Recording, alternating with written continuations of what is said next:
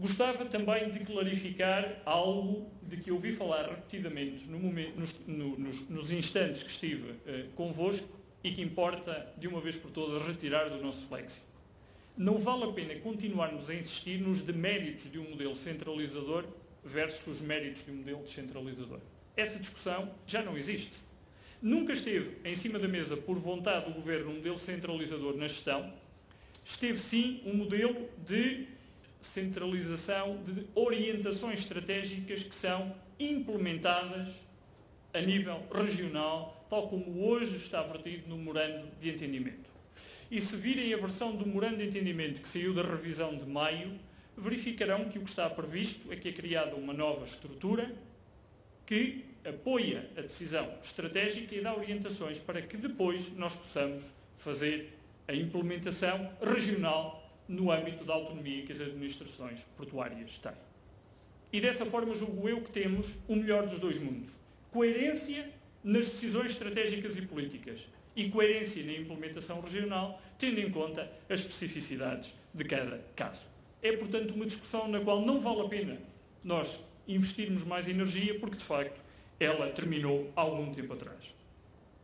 Depois gostava de partilhar convosco a visão do Governo relativamente aos 3 principais pilares da política portuária que foi apresentada no Plano 5+1 no dia 7 de agosto.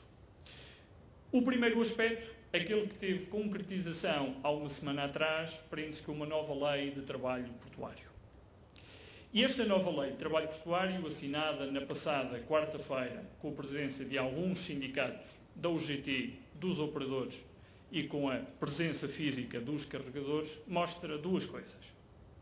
Que, ao contrário do que vos querem fazer crer, o diálogo social não terminou.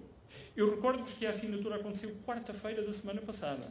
Não foi há um mês, nem há 2, nem há 3 meses.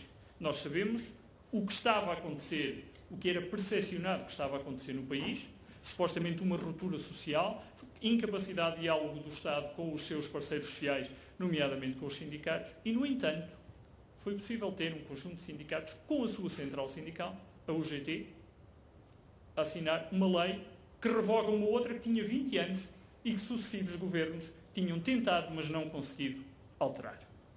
E só não foram mais os sindicatos que se juntaram a este acordo e o tornaram, porventura, mais rico, porque um conjunto de sindicatos que, na opinião pública e publicada, dizia que o Governo não tinha aberto a janela de negociação, no momento em que recebem por escrito a proposta do Governo relativamente à nova lei e lhes são pedidos contributos, o que decidem fazer é um conjunto de greves preventivas numa forma de aumentar a sua capacidade negocial. Ora, isto não é aceitável num Estado de Direito, que se procure aumentar a capacidade negocial, travando um processo de discussão que se reclama há um conjunto de meses. Não é sério fazer-se desta forma. E o que o Governo entendeu fazer foi aceitar os contributos de todos aqueles que quiseram ou tiveram a oportunidade de contribuir e fechar um acordo que tem uma importância estratégica enorme no país. E queria aqui dizer-vos também que, no mundo ideal, nós poderíamos ter alargado ainda mais o número de contribuintes para este acordo. Só que, de facto, apesar de tudo, nós não vivemos em circunstâncias normais.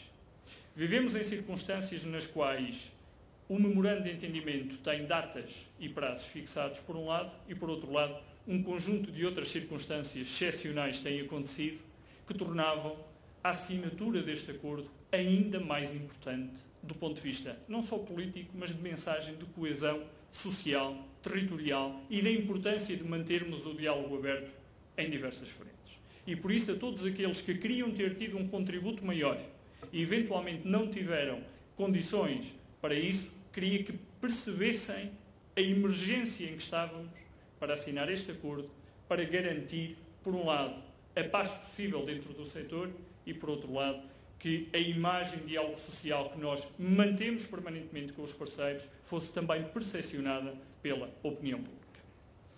E este acordo garante apenas uma parte das reformas que o Governo quer implementar.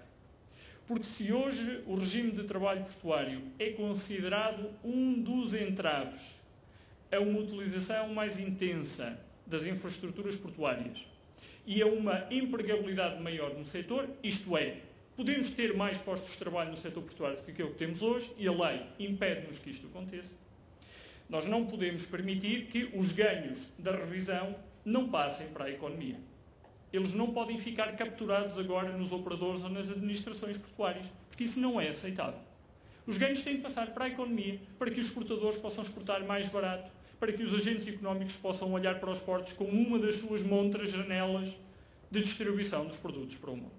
E por isso os dois outros vetores de desenvolvimento da política relativamente ao setor passam pela revisão dos contratos de concessão, nos quais hoje temos tarifas fixas para remunerar os compromissos que esses operadores têm com as administrações portuárias, e temos de baixar as tarifas fixas, porque isso não pode ser mais o critério de assinatura de um contrato de concessão. Quem paga mais a administração portuária tem de ser quem mais contribui para a economia de uma determinada região, com taxas fixas mais baixas, que permitam que as tarifas máximas cobradas pela concessionária sejam também mais baixas para os agentes económicos, para que eles se sintam estimulados a utilizar mais e, por via dessa utilização maior, então as administrações portuárias arrecadarem o mesmo dinheiro do que hoje, só que com uma muito maior utilização da sua infraestrutura portuária.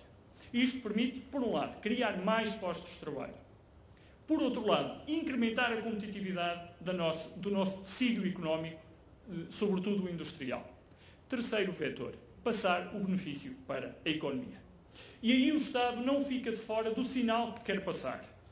E por isso definiu também como um dos objetivos estratégicos a redução de algumas taxas que hoje beneficiam as administrações portuárias e que são, muitas vezes, um impedimento para que a atividade económica possa utilizar a infraestrutura portuária. Falo especificamente da Tupecarga, uma taxa que tem uma importância enorme em alguns dos portos que neste momento estão a crescer mais, mas que pode ser substituída por taxas variáveis nos contratos de concessão que permitam que a mesma receita seja obtida, mas de uma forma virtuosa para a economia e não de uma forma de retirar valor para essa mesma economia. E a nova versão do contrato do memorando de entendimento com a Troika vai ter uma obrigação escrita do governo português para que até ao final do ano haja uma revisão em baixa dessa taxa da Tupecarga, de maneira a incrementar a competitividade do setor, da nossa economia e dos nossos exportadores. E desta forma, o sinal que nós queremos passar é que não só nenhum setor pode ficar de fora deste salto de competitividade que o país tem de dar, mas sobretudo que todos os participantes desse setor têm de dar o seu contributo para que a competitividade seja uma realidade. Porque, de facto, para o Governo é muito claro. Não há mais capacidade orçamental para manter o nível de subsidiação à economia que existia antes.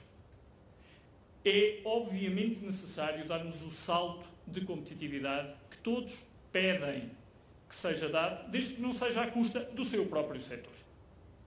E esta é uma característica muito nossa, de discutirmos o que é que nos outros setores podemos fazer melhor, bom, desde que não ataque o nosso, desde que não mexa no nosso rendimento garantido, desde que nós estejamos em condições de manter o mesmo nível de vida ou de rentabilidade. Não podemos pensar mais assim. E o Estado tem de dar o exemplo e dá-o desta forma, através das administrações portuárias, de uma melhor organização e, sobretudo, não se furtando à sua responsabilidade de decidir políticas e dando uma autonomia alargada para que as administrações que estão presentes nos portos possam tomar decisões que estrategicamente no dia-a-dia façam sentido para aumentar essa competitividade. Isto também é uma alteração face ao modelo em que os governantes gostavam de ser eles próprios gestores das empresas e interferiam o dia-a-dia, esquecendo-se que estão lá para dar orientações estratégicas, decidir a política e deixar que em cada uma das regiões a implementação dessa política se faça em conjunto com todas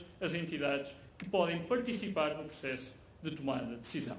Este Governo está convencido de que é desta forma, nos portos, como em todos os outros setores de atividade, que dando o Estado o exemplo nas matérias que pode, sobretudo criando condições para que a competitividade seja uma realidade, que cada um de vós, enquanto empresários, agentes económicos ou indivíduos, possam tomar as melhores decisões que nos ajudarão a sair da crise. Porque a crise não se resolve por decreto, não se resolve com boas intenções ou, sobretudo, com formulações redondas, como aquelas que temos ouvido nos últimos dias, em que se diz, bom, temos de aumentar a competitividade, temos de aumentar as exportações. São formulações absolutamente redondas, com as quais todos subscrevemos, mas depois chegamos à prática e o que temos de dar é condições para que os agentes económicos possam ter a vida facilitada e com isso ter acréscimo da sua atividade e com isso gerar emprego e com isso termos um país mais equilibrado no seu modelo de desenvolvimento e, sobretudo, capaz de olhar para o futuro com mais esperança do que o presente ou o passado recente. É esse o esforço que todos os membros do Governo fazem todos os dias. Porque a matriz da política deste Governo é servir as pessoas. E é com as pessoas que nós contamos todos os dias para conseguir sair da situação em que estamos hoje. Muito obrigado.